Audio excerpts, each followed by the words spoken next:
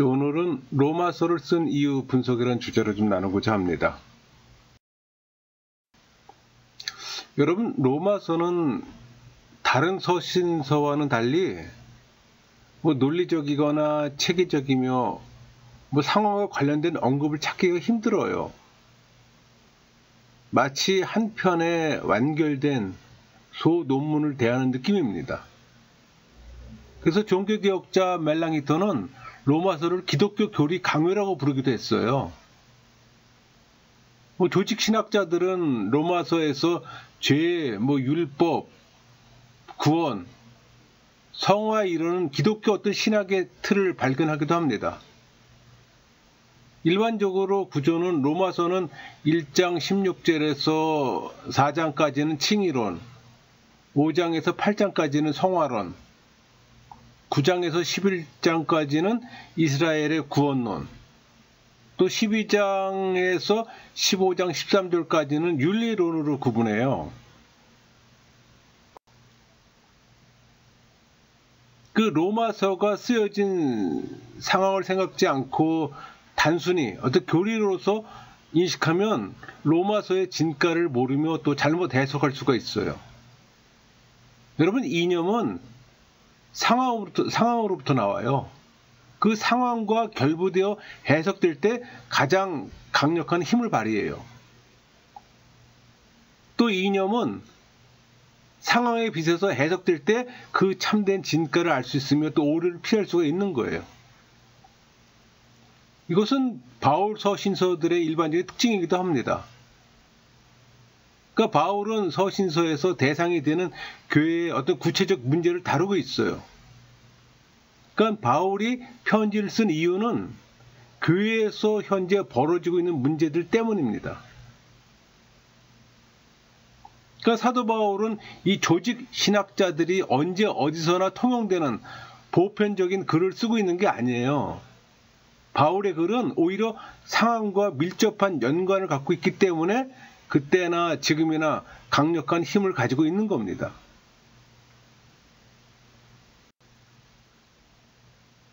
그럼 사도 바울이 로마서를 쓰게 된 상황이란 뭘까 생각해 볼 수 있잖아요.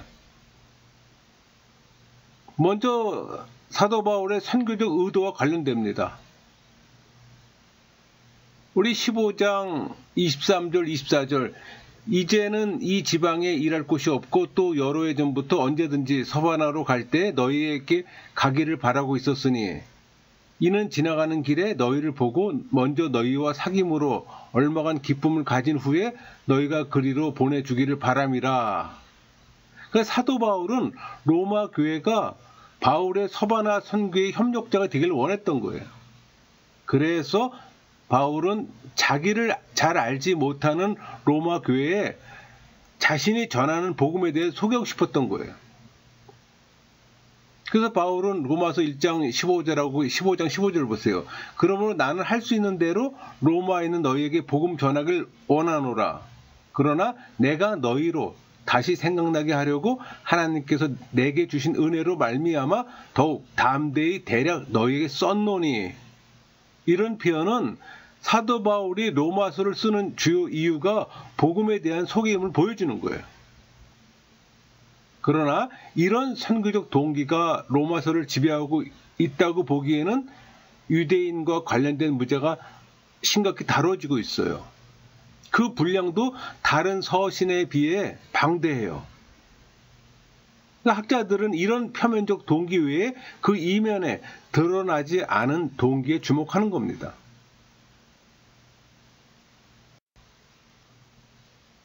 학자들이 로마서의 중심 주제가 유대교와 관련된 문제를 다루고 있다는 점에서는 다들 동의합니다. 그러나 이 문제가 어느 곳에서 일어나고 있는 상황이냐에 따라서 크게 두 부류로 나눠져요. 그 하나가 로마 교회 상황과 직접 관련되어 있다는 학설이 하나가 있고, 또 하나는 로마 교회 외에 다른 상황과 관련되었다는 학설이에요. 그러니까 전자는 14장, 15장에 나타나는 믿음이 약한 자와 강한 자를 각각 유대주의 기독교인, 이방인 기독교인으로 규정합니다. 그러니까 로마에 있는 유대 회당을 중심으로 전파되었던 이 복음은 유대인들 간에 큰 소동을 야기시켰잖아요. AD 49년 글라우디오 황제의 칙령에 의해서 유대인들은 대거 로마에서 쫓겨납니다. 이때 쫓겨나지 않았던 이방인들과 신을 경외하는 자들 중심으로 로마 교회는 가정교회 형태로 존속했어요. 그러나 54년, AD 54년을 말합니다. 칙령이 해제되고 쫓겨났던 유대인들이 귀환하면서 교회 내에는 율법 준수에 대한 문제가 부각됩니다. 그러니까 사도 바울은 이런 상황에 적절한 답을 주기 위해서 로마서를 기록했다는 것이 이들의 주장이에요. 여러분, 예루살렘 교회와 하회 또는 자신의 선교에 대한 변호의 목적으로 로마서를 썼다는 거예요. 그래서 어떤 이는 로마서를 예루살렘 방문에 임박한 위험을 앞두고 자신의 신학을 총정리한 바울의 유서라고 표현하기도 했어요. 그러니까 바울은 복음의 진리와 자유를 위해서 또 교회와 일치를 위해서 다시 한번 예루살렘을 방문하기로 결심합니다. 그 사도 바울은 갈라디아 2장에서 보듯이 예루살렘 교회의 지원 없이 로마와 서바나에서의 선교를 원하지 않았어요. 그래서 바울은 그동안에 자신의 메시지와 신학을 총정리해 예루살렘에 제출할 목적으로 로마서를 썼습니다. 그러니까 바울의 이런 전기적 상황 때문에 로마서는 다른 바울 서신과는 독특한 특징을 보여요. 그래서 어떤 이는 바울의 이런 의도는 아니지만은 로마서가 마지막 편지가 됨으로써 결국 유언장이 되고 말았다는 겁니다. 또 어떤 이는 로마서 15장 30절 볼까요? 형제들아 내가 우리 주 예수 그리스도와 성령의 사람으로 말미암아 너희를 권하노니 너희 기도에 나와 힘을 같이하여 나를 위하여 하나님께 빌어. 그러니까는 여기에 나타나 있는 로마 교회에 대한 바울의 기도 요청에 주목하는 거예요. 그러니까 로마서의 주요 내용들은 바울이 예루살렘에 제출할 변호문이에요. 이를 로마에 보냄으로써 바울은 장차 있을 예루살렘 논쟁에서 이방 교회의 대표격인 로마 교회의 지원을 받기로 원했다는 겁니다. 그러니까 이 두 학설 간의 배타성에도 불구하고 두 학설이 조합돼야 로마서의 기록 동기가 제대로 밝혀질 수가 있다고 생각하는 겁니다. 먼저는 사도 바울이 예루살렘에 직접 편지를 보내지 않고 자신이 전혀 방문한 적도 없는 로마 교회에 예루살렘에서 있게 될 어떤 그 논쟁을 쓴다는 것은 잘 이해가 가지 않기 때문이에요. 그러니까 로마서가 로마 교회를 향해 쓰여진 이 이상 이 로마서는 무엇보다도 로마 교회의 상황과 관련돼야 합니다. 그러니까 사도 바울은 로마서에서 로마에 있는 이방인들에게 편지를 쓰고 있음을 분명히 밝히고 있는 거예요. 그게 로마서 1장 5절, 6절, 13절, 로마서 11장 13절, 로마서 15장 16절 말씀드렸잖아요. 그러나 이것만으로는 로마서의 내용과 형식적 특징을 제대로 설명할 수는 없어요. 그러니까 로마서는 1장에서부터 11장에 이르는 이 방대한 양에 걸쳐서 율법과 복음, 유대인의 어떤 문제를 다루고 있어요. 그러니까 이방인의 주축인 로마 교회에 이렇게 방대한 양의 내용의 어떤 율법과 복음 문제에 대해서 설명해야 할 필요성이 있었을까 생각해 볼 수 있잖아요. 또 9장에서 11장은 그 전적으로 유대인의 어떤 구원 문제가 주요 내용을 다루고 있어요. 또 그 형식도 다른 서신들과 마찬가지로 구체적 상황과 관련해 그에 대한 권면을 제시하는 형식이 아니라 논리적, 체계적, 어떤 보편적인 논문 형식으로 되어 있다는 겁니다. 따라서 우리가 유추할 수 있는 결론은 로마서가 로마 교회 상황과 관련되면서 동시에 임박한 예루살렘 방문과 관련되어 기록되었다는 겁니다. 이 두 동기는 서로 겹쳐 있어요. 그러니까 로마 교회 문제에 대한 해결책을 제시하면서 예루살렘에서 해결해야 할 바울의 문제를 정리하고 있다고 볼 수가 있는 겁니다. 여러분, 로마서는 형식상으로는 로마 교회를 향하지만 실제적으로는 로마 교회뿐만 아니라 예루살렘 교회를 향하고 있는 겁니다. 그런 점에서 두 학설은 서로 배타적이기보다는 서로의 취약점들을 보충하고 있다고 볼 수가 있는 거예요.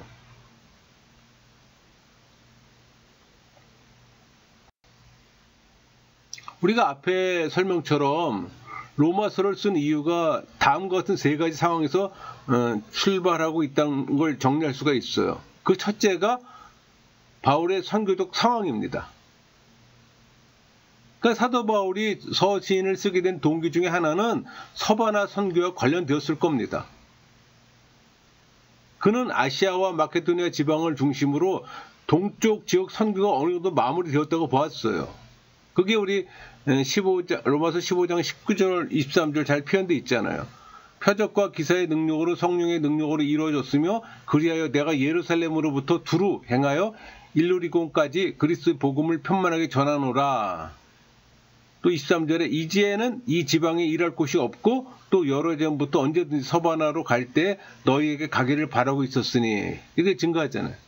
그러니까 사도 바울은 당시 땅끝으로 알려진 서바나 선교를 생각했던 거예요. 그는 서바나 선교에 있어서 로마 교회의 협조를 구하고 있는 겁니다. 그게 23절, 24절 말씀이 있잖아요. 이제는 이 지방에 일할 곳이 없고 또 여러 해 전부터 언제든지 서바나로 갈 때 너희에게 가기를 바라고 있었으니 이는 지나가는 길에 너희를 보고 먼저 너희와 사귐으로 얼마간 기쁨을 가진 후에 너희가 그리로 보내주기를 바람이라. 그러니까 사도 바울은 아마도 16장의 명단에 나와 있는 사람들에 의해서 이 로마 교회에 간접적으로 소개되었을 겁니다. 그러니까 바울 자신도 로마 교회의 상황에 대해서 이들로부터 간접적으로 들었을 거예요. 따라서 바울은 그를 잘 알지 못하고 있는 로마 교회에 자신의 선교 과정에서 겪었던 어떤 유사한 문제에 직면해 있는 로마 교회에 자신의 생각을 전해 적어서 보내고 싶었을 거예요. 그럼으로써 로마 교회에 자신과 복음을 소개하고 이후 로마 교회를 서바나 선교의 교두보로 아마 삼을 의도가 있었던 겁니다.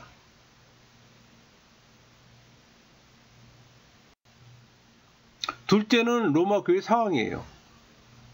그러니까 로마 교회의 상황은 앞에서 일부 언급했습니다. 아마도 글라우디오 황제의 칙령이 해제되면서 로마 교회에 유대인과 율법 문제가 대두되었을 겁니다. 그러니까 바울의 로마 교회에 대한 권면은 12장 이후부터예요. 그러니까 12장 이후의 권면들은 고린도 서신을 비롯해서 이미 바울 서신에서 다뤄졌던 내용을 책으로 설명하고 있어요. 그러니까 우리의 주목을 끄는 곳은 14장, 15장이잖아요. 이 14장, 15장은 로마 교회가 직면하고 있는 문제를 직접적으로 언급하고 있어요. 그러니까 로마 교회는 당시 율법에 대한 문제가 있었습니다. 먹는 것과 관련되어 믿음이 강한 자는 모든 것을 먹고 믿음이 약한 자는 채소만 먹는다고 했습니다. 그게 14장 2절 말씀 있잖아요. 어떤 사람은 모든 것을 먹을 만한 믿음이 있고 믿음이 연약한 자는 채소만 먹느니라. 이것은 아마도 당시 이방 제사와 관련된 우상 제물에 대한 문제였을 겁니다. 그러니까 유대 율법에 동조적이었던 사람들은 채소만 먹었어요. 또 날에 대한 문제도 있었어요. 여기 날이라는 개념은 안식일 또는 주일을 말하는 겁니다. 이에 대한 바울의 대답은 오히려 믿음이 약한 자들에게 옹호적이었어요. 그러니까 14장 대부분을 믿음이 강한 자에 대한 비판으로 활용합니다. 우리 로마서 14장 10절 볼까요? 내가 어찌하여 네 형제를 비판하느냐? 어찌하여 네 형제를 업신 여기느냐? 우리가 다 하나님의 심판대 앞에 선이라. 그러니까 사도 바울은 강한 자가 마땅히 약한 자를 돌보아야 할 것을 말하는 겁니다. 로마서 15장 1절 믿음이 강한 우리는 마땅히 믿음이 약한 자의 약점을 담당하고 자기를 기쁘게 하지 아니할 것이라. 이 말은 이방인 세력이 다수를 점하고 율법의 동조적인 세력이 소수인 데서 기인하는 거예요. 또 다른 이유는 바울의 예루살렘 방문과 관련돼요. 그러니까 바울은 더 이상의 문제가 확대되길 원치 않았어요. 바울은 율법에 대한 정면 비판을 하지 않고 사랑에 의한 돌봄을 요구합니다. 그러나 문제는 1장에서 11장에 이르는 긴 서론이 14장의 문제를 해결하는 데 도움이 되는가입니다. 그러니까 로마 교인들은 믿음에 의한 의와 율법의 역할, 또 지혜와 성령에 대해서 어떤 깨달음으로써 또는 이스라엘과 이방인의 구원사의 비밀을 깨달음으로써 자신들이 당한 문제를 율법에 대한 투쟁이 아닌 화해와 사랑의 방식으로 해결하라는 이 겉면의 진정한 의미를 이해하게 되었을 겁니다. 그러나 이 긴 서론의 대상은 무엇보다도 예루살렘 교회예요. 바울은 로마 교회 문제 해결을 위한 신학적 근거를 제시합니다. 그러면서 동시에 예루살렘에서 자신의 복음과 선교에 대한 변증을 준비하고 있다고 볼 수가 있는 거예요. 그런 점에서 예루살렘은 로마에 보낸 편지에 가려진 수신자가 되는 겁니다. 셋째는 임박한 예루살렘 방문과 관련되어 있어요. 그러니까 예루살렘 방문을 앞두고 사도 바울은 매우 긴장되어 있습니다. 그 긴장은 15장 31절에 잘 드러나요. 나로 유대에서 순종하지 아니한 자들로부터 건짐을 받게 하고 또 예루살렘에 대하여 내가 섬긴 일을 성도들이 받을 만하게 하고. 그러니까 사도 바울은 로마 교인들을 향해 예루살렘에서 유대인들에게 당할 환난에서 자기가 살아나며 또 자기가 거둔 헌금을 예루살렘 성도들이 받을 수 있기를 부탁하는 겁니다. 의문점은 유대인뿐만 아니라 예루살렘 교회도 바울을 환영하지 않는다는 점과 또 그럼에도 불구하고 바울이 부득불 예루살렘에 가려는 이유예요. 이 두 문제는 로마서 기록 동기와 밀접히 연관됩니다. 그러니까 사도행전에서는 예루살렘 교회와 바울이 원만한 관계를 유지하고 있는 것처럼 보이잖아요.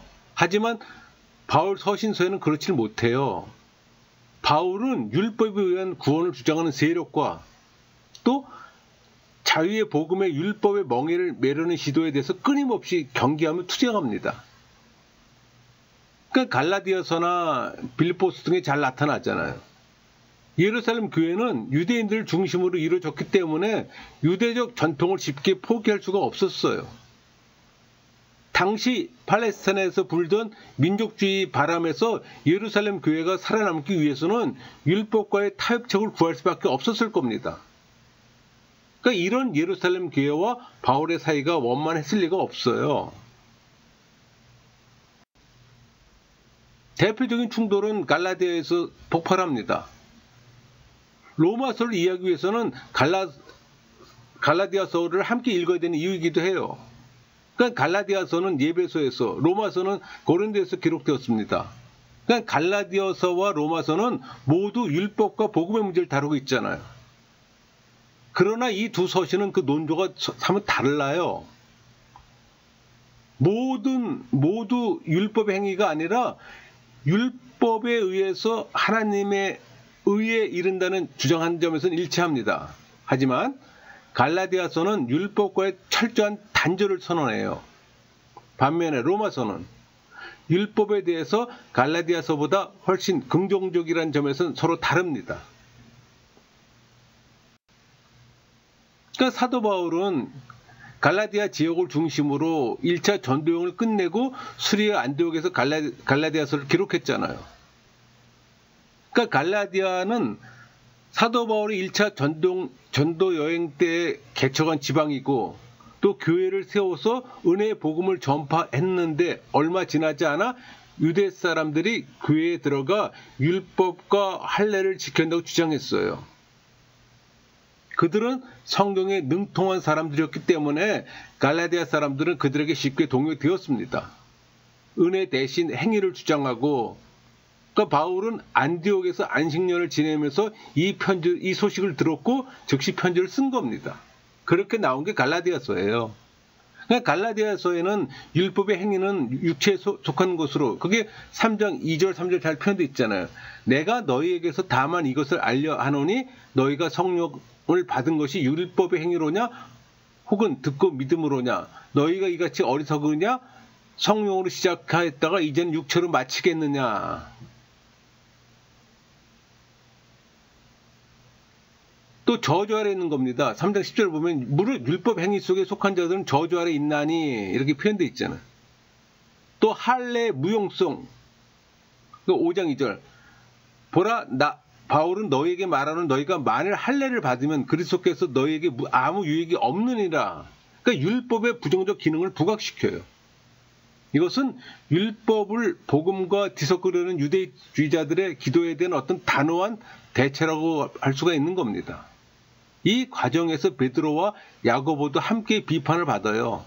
그러니까 바울이 전한 복음 외에 다른 복음을 전하는 자들은 천사일지라도 저주를 받을 것이라는 강한 경고를 받습니다.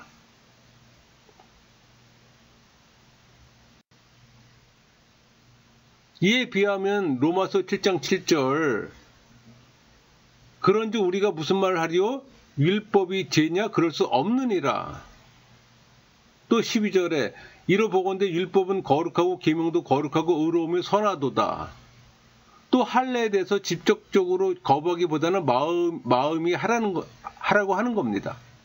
한편 율법 자체를 존재론적으로 부정하기보다는 오히려 율법의 인간학적 실패, 그 말은 죄에 대해 그 책임을 묻는 태도는 갈라디아서와 달라요.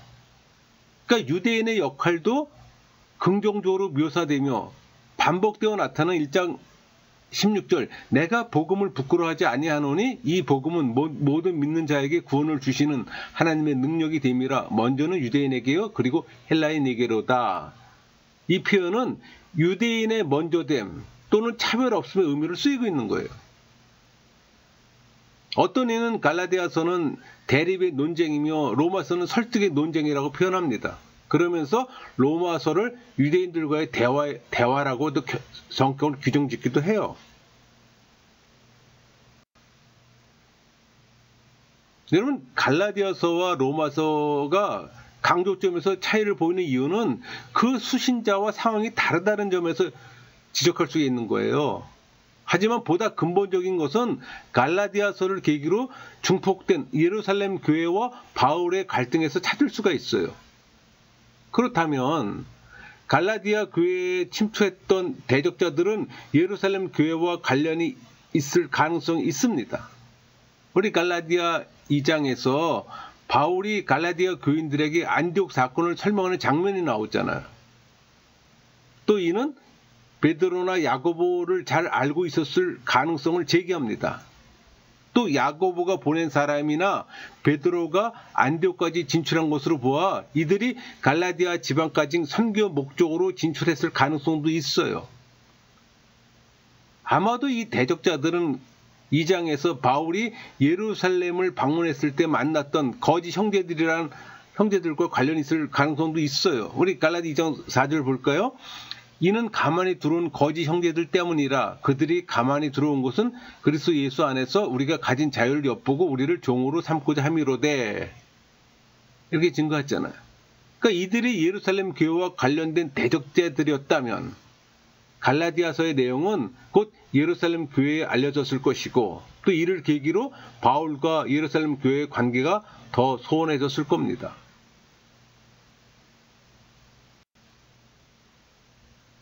그러니까 바울이 위험을 무릅쓰고 예루살렘을 방문하려는 의도는 두 가지로 볼 수가 있어요. 하나는 예루살렘에 헌금을 전달하는 의도입니다. 그러니까 헌금은 단순히 구제의 의미만 있는 게 아니라 유대인과 이방인의 하나됨을 의미하잖아요. 또 이는 구원사적인 의도 있습니다. 우리 로마서 15장 27절 저희가 기뻐서 하였거니와 또한 저희는 그들에게 빚진 자니 만일 이방인들이 그들의 영적인 것을 나눠 가졌으면 육적인 것으로 그들을 섬기는 것이 마땅하니라. 그러니까 이방인 사도의 대표적인 이 사도 바울 자신이 예루살렘 모 교회에 직접 헌금을 전달하고 또 모 교회가 이를 받음으로 하나됨의 진정한 의미는 실현될 수가 있었을 겁니다. 두 번째는 상조 이유를 들 수가 있는 거예요. 로마서 15장 20절 23절 볼까요? 또 내가 그리스도의 이름을 부르는 곳에는 복음을 전하지 않기를 힘썼노니 이는 남의 터 위에 건축하지 아니하려함이라. 이제는 이 지방에 일할 곳이 없고 또 여러 해 전부터 언제든지 서반으로 갈 때 너희에게 가기를 바라고 있었으니. 여기서 보면 바울은 지중해 동쪽 지역에서의 자신의 일은 완전히 끝났다고 본 겁니다. 이제 로마를 경유해서 서바나로 가려 했던 거예요. 이 길은 이제 바울의 마지막 길이 될지도 몰라요.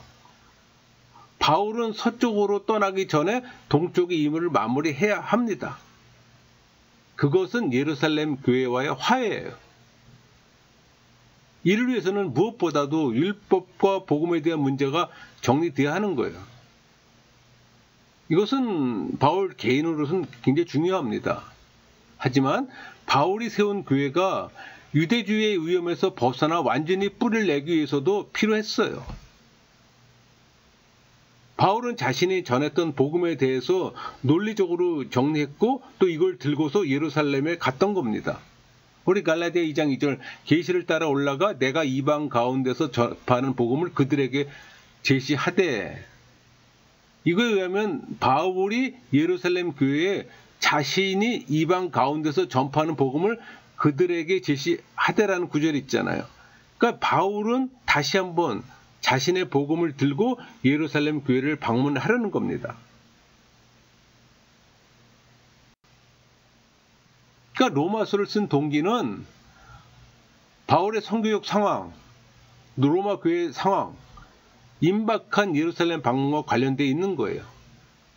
그러니까 로마서는 구체적 상황과 동떨어진 기독교 교리 강요집이 아니에요. 로마서는 조직 신학자들을 위해서 기록된 복음에 대한 한 편의 논문도 아닙니다. 이것은 바울이 자신의 마지막이 될지도 모르는 서바나 선교를 앞두고 예루살렘 교회와의 화해를 시도하려는 마지막 몸부림이에요. 그러니까 그는 자기가 받은 복음에 대해서 밝히고 자신의 이방인 선교의 이유를 밝힘으로써 예루살렘 교회와 화해를 시도하는 거예요. 사실 사도 바울은 그 중심에 자기 민족 구원에 대한 안타까운 갈망을 가지고 있었던 사람이 있잖아요. 그 갈망이 로마서 9장 1절에서 3절까지 잘 드러나잖아요. 내가 그리스도 안에서 참말을 하고 거짓말을 아니하노라. 나에게 큰 근심이 있는 것과 마음에 그치지 않는 고통이 있는 것을 내 양심이 성령 안에서 나와 더불어 증언하노니 나의 형제 곧 고륙의 친척을 위하여 내 자신이 저주를 받아 그리스도에게서 끊어질지라도 원하는 바로다. 민족 구원에 대한 갈망이 잘 표현되어 있잖아요. 여러분, 민족 구원에 대한 이 염원은 자신이 그토록 소중하게 여기고 있는 그리스도에게서 끊어질지라도 원하는 바라고 했잖아요. 그러니까 바울은 자신이 자기 동족에게서 반역자라는 낙인이 찍히면서까지 이방인들에게 복음을 전파하는 이유는 11장 14절에 밝힙니다. 이는 곧 내 고륙을 아무쪼록 시기하게 하여 그들 중에서 얼마를 구원하려 함이라. 하나님의 구원 역사는 이스라엘에서 시작해 이방인에게로 다시 이스라엘로 돌아오면서 완성될 겁니다. 그는 자기 민족의 구원을 위해서라도 복음을 전파해야 하는 거예요. 11장 25절 형제들아 너희가 스스로 제의하면서 이 신비를 너희가 모르기를 내가 원하지 아니하노니 이 신비는 이방인의 충만한 수가 들어오기까지 이스라엘의 덜어는 우둔하게 된 것이라. 그러니까 사도 바울은 처음이자 마지막으로 자기가 이방인의 사도가 된 이유를 밝히며 예루살렘과는 가장 멀리 떨어진 곳을 향해 나아갈 준비를 하고 있는 겁니다. 정녕 그 길이 민족을 사랑하는 길이기에. 그러니까 그리스도인이라면 영혼을 사랑하는 마음과 전도의 열정이 샘솟아야 합니다. 여러분에게 그런 마음과 열정이 일어나기를 소망합니다. 마치겠습니다.